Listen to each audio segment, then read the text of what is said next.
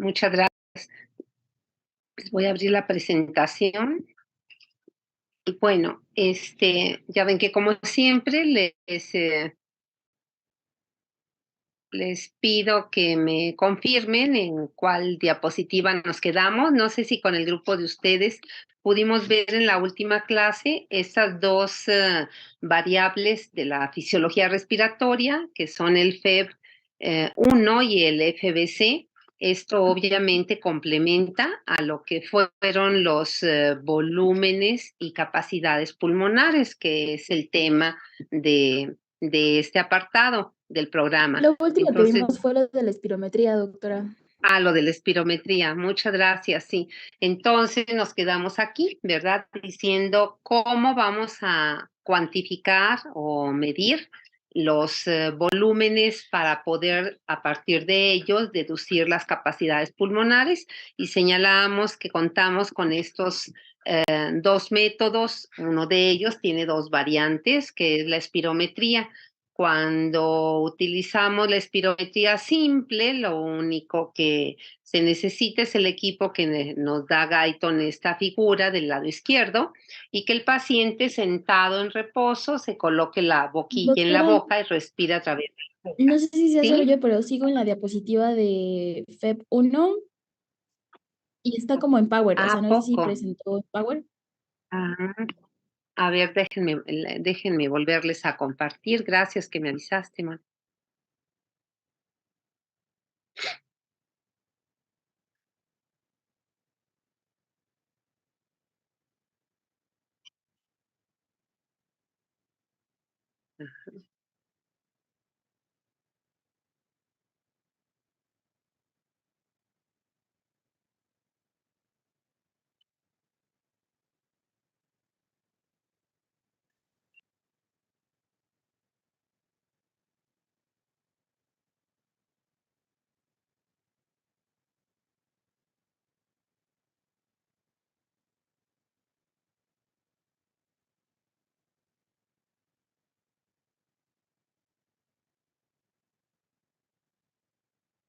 Bueno, vamos a ver si ahora sí abre bien.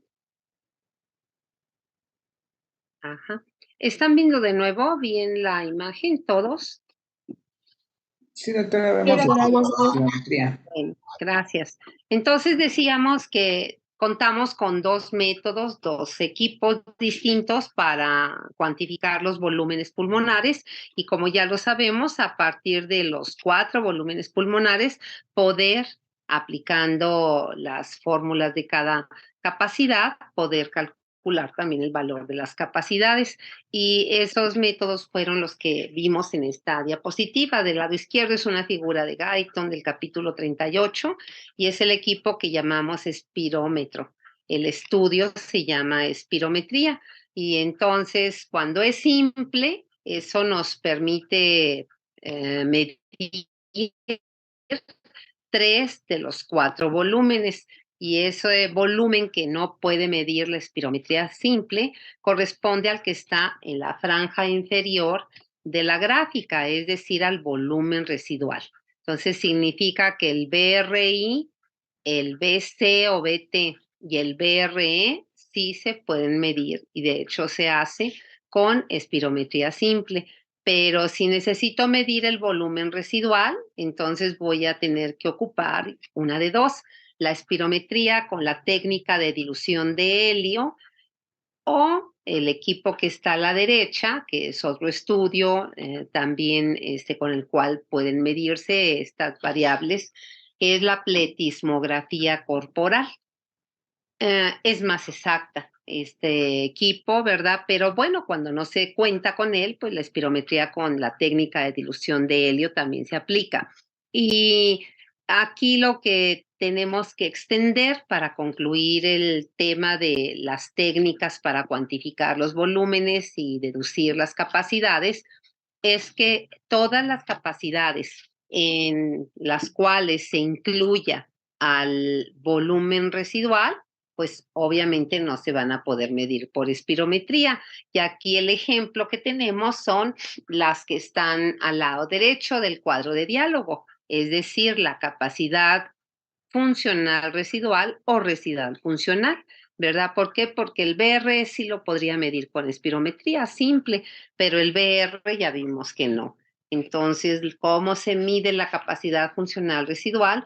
Bueno, midiendo, ¿verdad? El BR, ya sea con espirometría aunada a la técnica de dilución de helio o mejor aún con pletismografía, que es lo que se prefiere. Igualmente el CPT, que es la capacidad pulmonar total, como involucra al BR, pues también se tienen que ocupar esos estudios. Vamos ahora, voy a tomar un poco de agua, a agregar, jóvenes, lo que estamos viendo en la figura. La gráfica del lado izquierdo no es de Guyton, es del texto de Gannon. Vean ahí la referencia, el capítulo 34.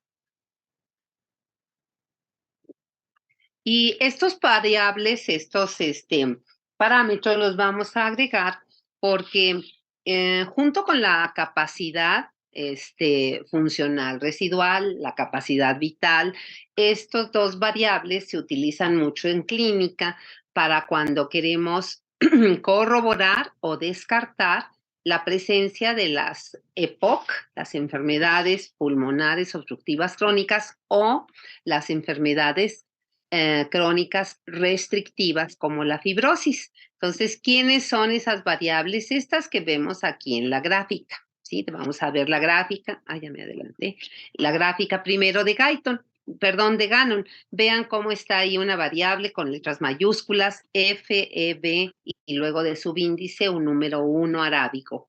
Bueno, pues como se lee esa variable, está escrita en inglés, ¿verdad? Bien la podemos poner en español y sería BEF1. Y ahí tenemos el cuadro de diálogo de la parte derecha, ¿verdad? Es el volumen expiratorio forzado en el primer segundo de la expiración. Entonces, de eso se trata, ¿verdad? Este FEB1 o BEF1, ¿verdad? Mide la cantidad de aire que cualquier persona pueda expirar con expiración forzada a la máxima velocidad en el primer segundo. Y bueno, si nosotros vemos la gráfica, está representando el valor normal que nos está dando también el texto de Guyton y que está en el cuadro de diálogo. Nos dice que para persona adulta, ¿verdad?, del sexo masculino, sana, o al menos que no tenga patología respiratoria, es 4 litros. 4 litros. Vean la gráfica y vean cómo en la línea horizontal está marcado el tiempo y ahí está 0 segundo, 1, 2 y 3. Entonces, en el primer segundo subimos la vista a la gráfica que está la curva de color azul y vemos cómo se cruza, ¿verdad?, alrededor de 4 litros. Entonces, es lo normal. La siguiente variable que está a la derecha de esta está marcada ahí como FBC, ¿verdad? Y bien, puede ponerse también en español, que sería CBF, o sea, al revés. ¿Qué significado tiene esta variable? Ya lo estamos leyendo también. Capacidad vital forzada. Entonces, la explicación o lo que debemos entender para inclusive decirle al paciente que así tiene que hacer él su respiración es que es el volumen de aire que se puede expirar con una expiración forzada después de haber hecho una inspiración máxima forzada. Entonces aquí en estos dos casos se trata de hacer los esfuerzos máximos y lo más rápido posible. Entonces vemos que este valor, si subimos los ojos a esa línea punteada, ¿verdad? Pues lo desplazamos al lado izquierdo, vemos que el valor está alrededor de 5 litros, ¿sí? Y finalmente, en la parte inferior de ese mismo cuadro de diálogo, vemos, yo ya no se lo puse, por favor agréguenlo ustedes, lo que se llama la relación FEB1-FBC. Esa relación, ¿verdad?, tiene ahí su fórmula para obtener el valor normal y bueno, es la relación volumen expiratorio forzado en un segundo sobre la capacidad vital forzada. Entonces, ¿qué tenemos que hacer? Pues sustituir los valores, ya está puesto ahí, ¿verdad?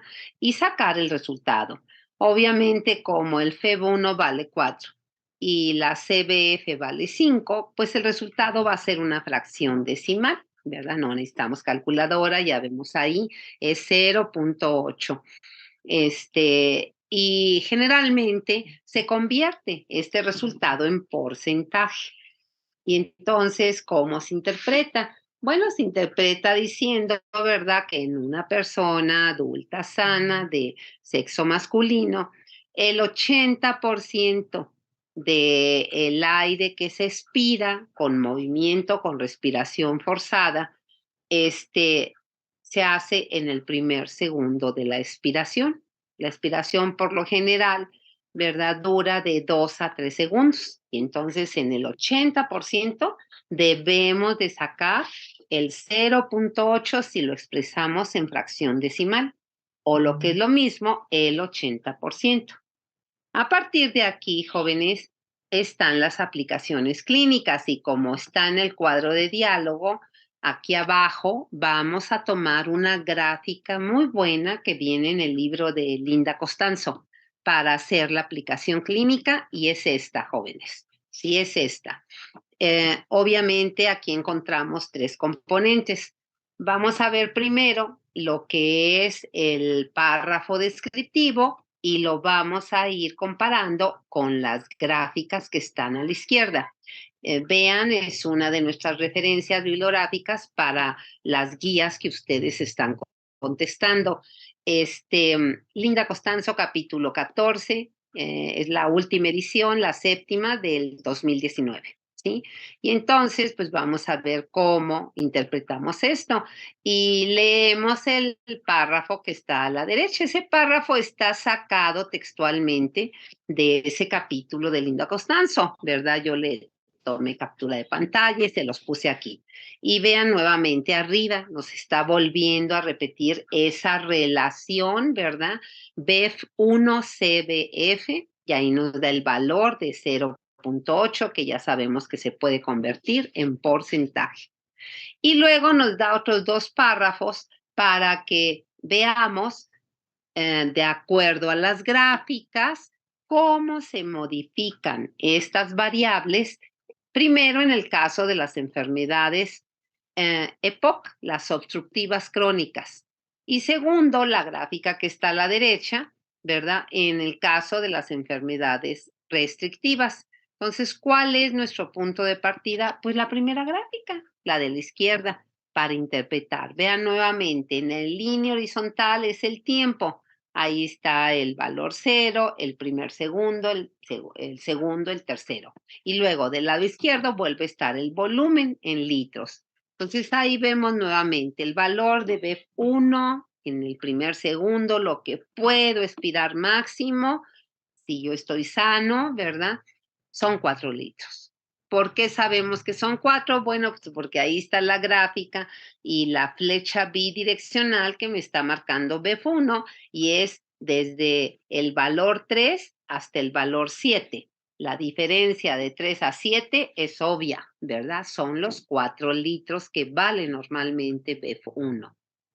Y si nos vamos a sacar el valor de CBF normalmente, bueno, ahí vemos la flecha un poco más profunda, parte del número 2, 2 litros, y llega también al 7. La diferencia del 2 al 7, pues son los 5 litros que ya vimos, ¿verdad? Vale el CBF.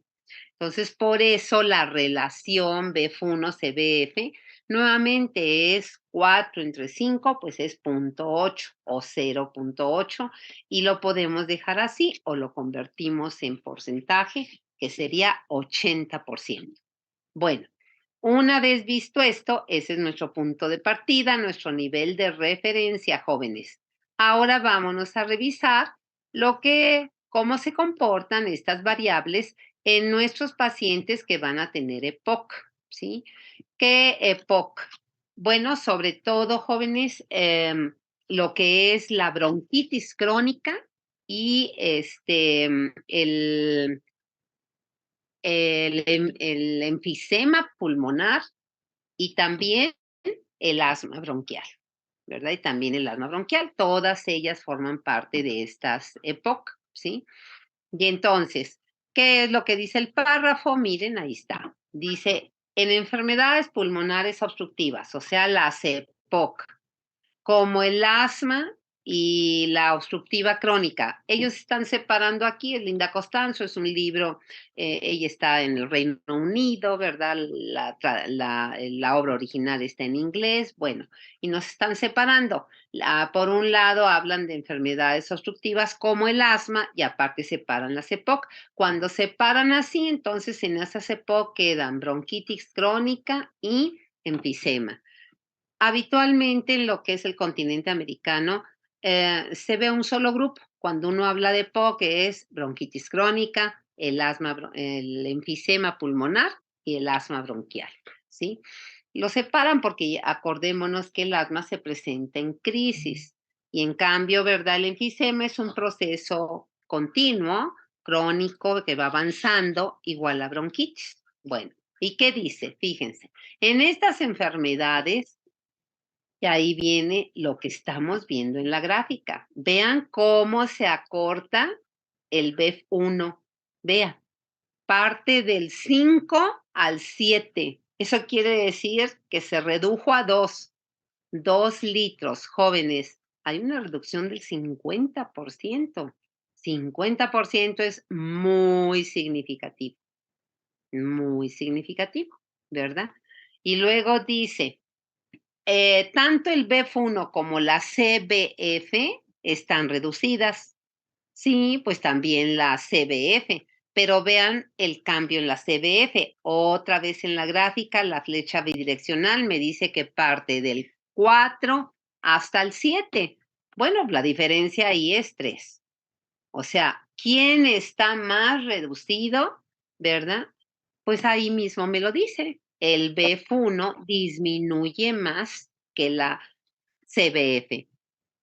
¿Y eso qué hace? Pues que se presenta la alteración de estos parámetros que tenemos en la tabla de abajo, que también es de Linda Costanzo.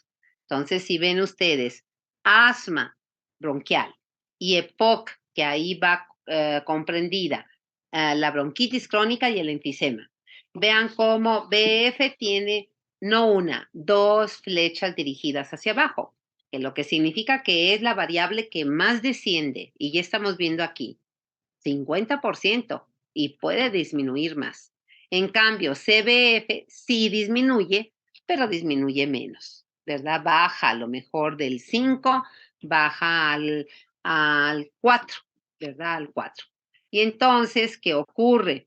Que la relación de las dos variables, que así se le llama, vean ahí cómo está escrito, BEF1, CBF, en ambos casos, ahí está con flecha, ahí está cualitativo, pero nosotros al decir que está reducido lo volvemos cuantitativo, porque podemos decir cuál va a ser el valor.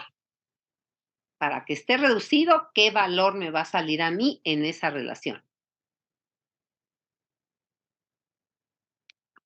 ¿Menor a qué, jóvenes?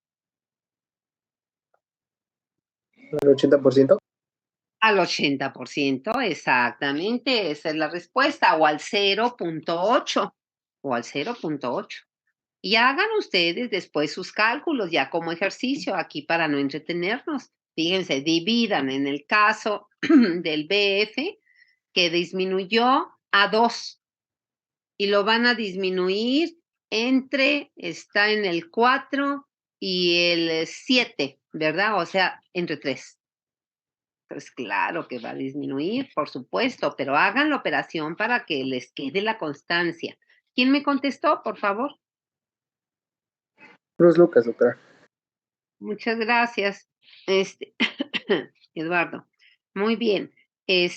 Vámonos adelante, jóvenes. El segundo párrafo, acuérdense, estamos en la parte superior derecha. Ahora nos habla adelante. Nos habla del segundo grupo de enfermedades. Y entonces nos está diciendo ahí, ¿verdad? Son las enfermedades que llamamos como grupo restrictivas. Las pulmonares restrictivas. ¿Cuál enfermedad es restrictiva? Pues la fibrosis. Podemos decirle fibrosis pulmonar o podemos decir su nombre, se acostumbra a llamarle fibrosis intersticial difusa, ¿verdad? Pulmonar. Y es cuando decíamos que en el intersticio del parénquima pulmonar, en lugar de estar los capilares, los macrófagos, los fibroblastos, las fibras de elastina y de colágeno, se va desarrollando tejido fibroso. Y claro que no tiene elasticidad.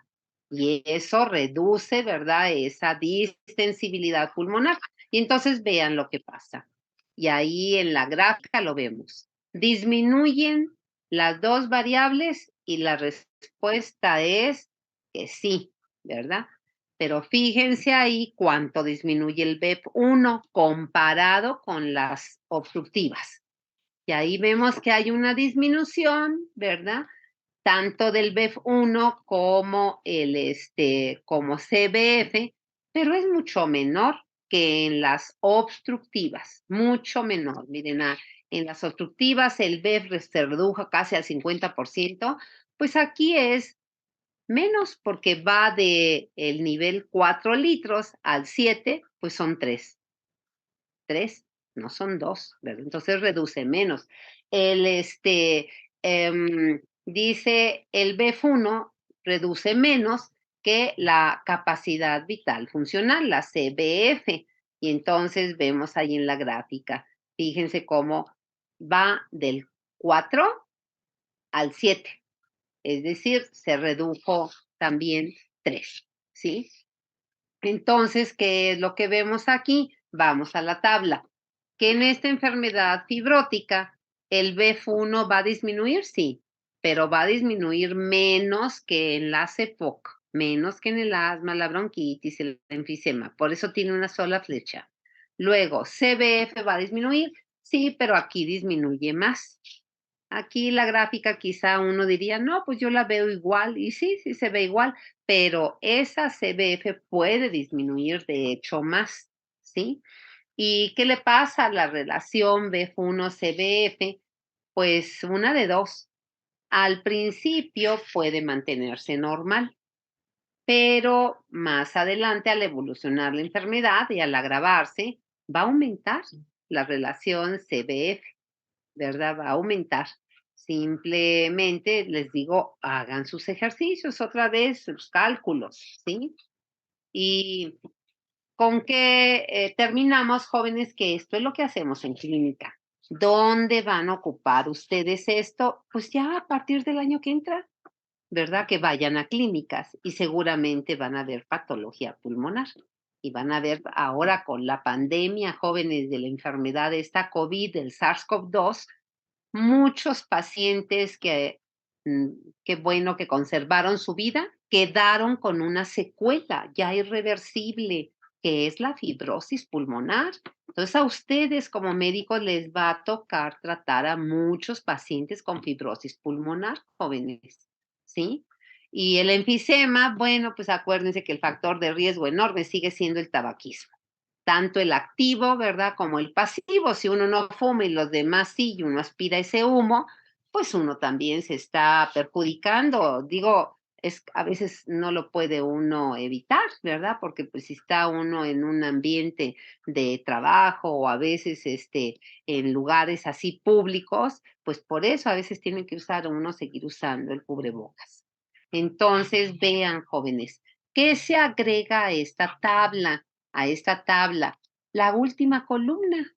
Y la última columna, si ven ahí arriba, pues es ni menos nuestra capacidad funcional residual, la que ya conocimos en la clase anterior aquí y que decíamos que es muy importante. Muy importante, ¿por qué?